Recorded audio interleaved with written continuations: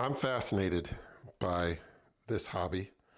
Like everybody, probably got into it because of wristwatch revival and started looking around. And actually, I thought I was going to be a Seiko guy.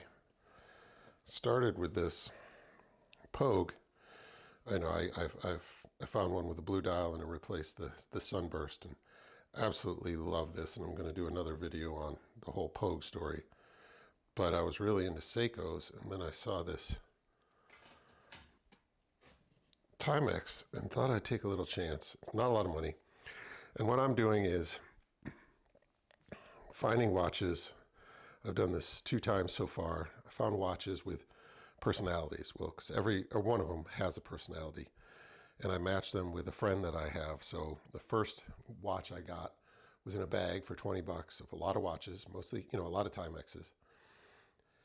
But it was a digital watch, and he was kind of a, I don't know, not nerdy, but he liked transistor radios and just kind of being vintage type stuff. So that I boxed that up and sent it to him, and that was his watch. And I have another friend that's a little petite and classy, and I gave him this old Timex and boxed that up and sent it to him. And I have another friend where this is actually going to be perfect for him because he is a hard worker.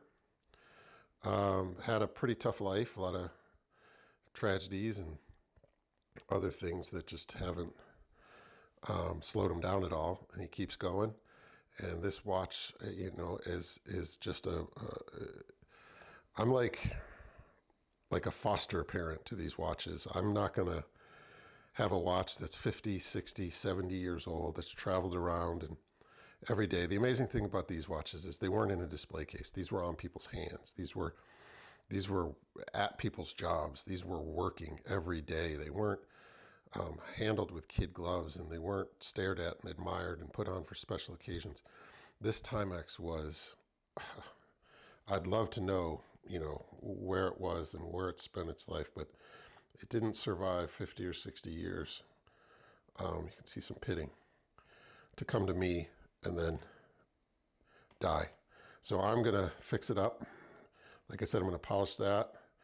I'm gonna clean up the bezel some more. It's actually really nice now. I'm gonna get it a new band and I'm gonna ship it off.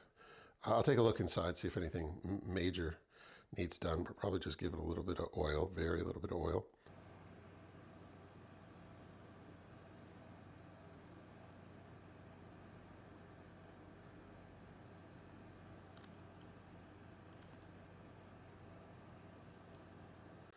And because it's running great, and send it to my friend.